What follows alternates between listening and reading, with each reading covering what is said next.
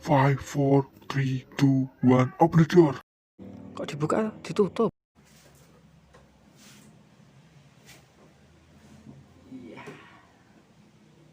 Assalamualaikum warahmatullahi wabarakatuh. Kembali lagi bersama saya Gang Sarwai Setiabudi. Dan di video kali ini saya akan menjelaskan sedikit tentang materi-materi dakwah. Yang pertama kita akan membahas tentang sejarah dakwah. Sejarah itu ya, misalnya kita mau punya spion, nah itu kan untuk melihat ke belakang. Sejarah juga seperti itu, untuk melihat di masa lalu lah. Ya, kita akan masuk ke materi. Materinya adalah pengertian dan ruang lingkup sejarah dakwah. Sejarah dakwah. Sejarah itu berasal dari bahasa Arab ya, yang bunyinya sajarotun. Itu artinya pohon lah. Sejarah juga berfungsi sebagai alat untuk mencari hikmah lah di balik sebuah kejadian-kejadian di masa lalu. Sebentar, minum dulu.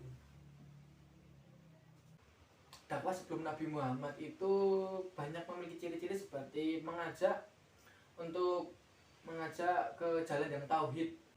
Dakwah di masa Nabi Muhammad SAW, dan Nabi Muhammad pun memulai dakwahnya tidak langsung secara terang-terangan, masih sembunyi-sembunyi, pelan-pelan, sembunyi-sembunyi selama beberapa tahun lah, 3-4 tahun.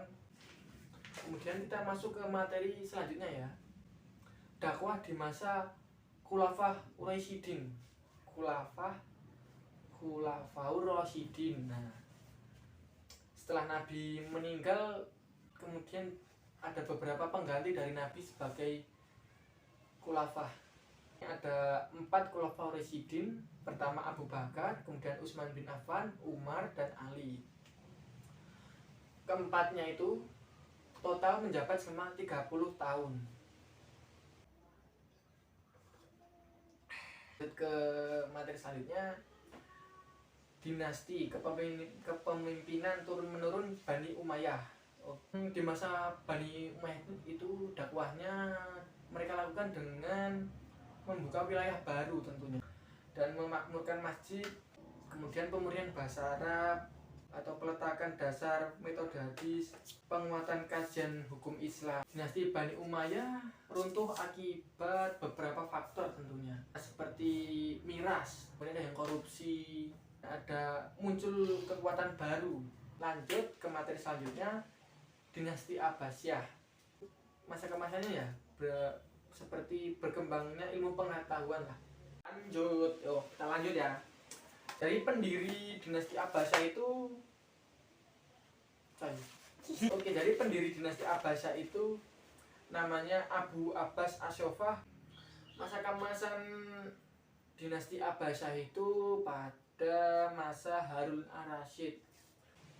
Dinasti Abbasiyah runtuh karena beberapa sebab, seperti persaingan antar bangsa, kemerosotan ekonomi, serangan dari bangsa lain.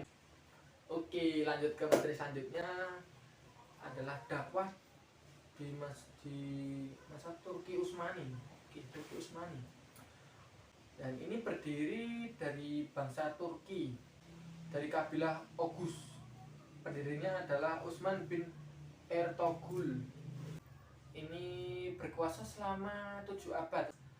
Kemudian masa keemasannya pada masa Sultan Muhammad Al-Fatih. Kemudian runtuhnya kejayaan Turki Utsmani ini disebabkan beberapa faktor tentunya, seperti daerah kekuasaan yang sangat luas, kemudian penduduk yang heterogen, lemahnya penguasa, korupsi, dan stagnan pengetahuan.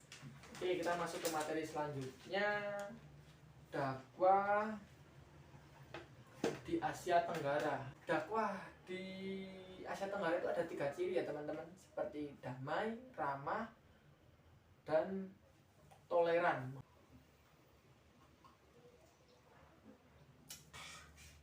Kemudian kita membahas dakwah Islam di Amerika, Eropa, dan Australia. Oke, dakwah di Eropa masuk dari Spanyol, kemudian Eropa di Amerika ya, dibawa masuk oleh budak Amerika. Jadi dulu masih ada perbudakan. Dan budak yang masuk ke Amerika itu adalah budak keturunan Afrika. Kemudian di Australia dibawa oleh imigran Timur Tengah, terlalu singkat. Kemudian dakwah di masa Wali Songo, penyebaran agama Islam atau dakwah agama Islam itu tidak dilakukan dengan cara kekerasan, tidak seperti perang. Mungkin cukup sekian dari saya. Assalamualaikum warahmatullahi wabarakatuh.